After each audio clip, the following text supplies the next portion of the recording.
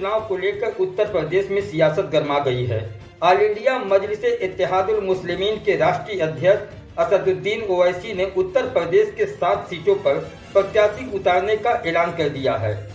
ओवैसी ने जिन 7 सीटों पर प्रत्याशी उतारने का ऐलान किया है, उनमें 3 सीटों को लेकर समाजवादी पार्टी की बेचैनी ज्यादा बढ़ी हुई है। नमस्कार साथियों, आदाब साथियों, न्यूज यूपी 66 में आपका स्वागत है। साथियों, सपा से गठबंधन की संभावना को बल देते हुए ओवैसी ने यूपी से लोकसभा चुनाव के लिए 5 सीटें मांगी थी, जिनमें आजमगढ़, मुरादाबाद, नगीना, संभल और आंवला सीटों पर गठबंधन के तहत दावेदारी की थी, लेकिन बात नहीं बन पाई तो लोकसभा की 7 सीटों पर प्रत्याशी उतारने का ओवैसी ने ऐलान कर दिया। इससे एनडीए के खिलाफ विपक्ष के इंडिया गठबंधन को एक और झटका लगा है। भाजपा सरकार में 3 तलाक का मामला हो, एनआरसी का मामला हो या मुस्लिम समुदाय से जुड़े अन्य मामले रहे हों, ओवैसी लगातार सरकार की खिलाफत करते रहे। मुस्लिम समुदाय की एक आवाज बनकर संसद भवन में लगातार वो बोलते रहे।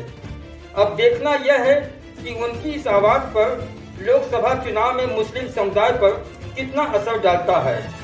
हालांकि ओवैसी पर भाजपा का एजेंट होने का आरोप भी लगता रहा है, लेकिन मुस्लिम समुदाय का एक तबका ओवैसी को हीरो के रूप में भी मानता है, जिनमें खासकर युवा हैं।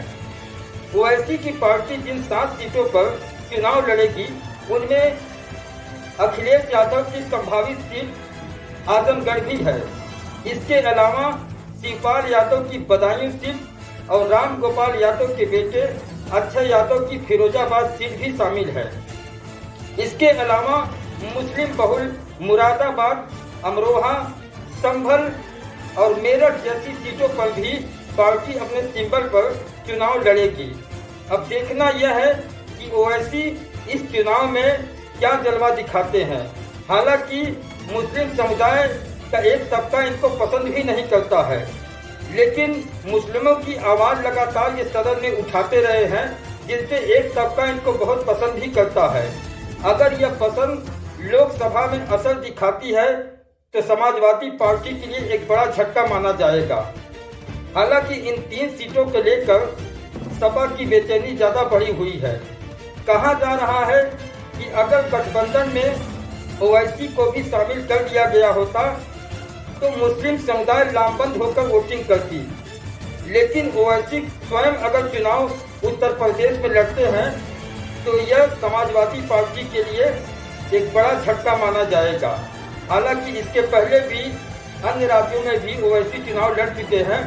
कुछ जगह इनको सफलता मिली है तो कहीं पर इनको असफलता का भी सामना करना पड़ा है, लेकिन 2024 के लोकसभा चुनाव में इनकी पार्टी क्या रंग दिखाएगी, यह तो समय ही बताएगा। फिलहाल ऐसे हालात में समाजवादी पार्टी की नींद उड़ना लाजमी है।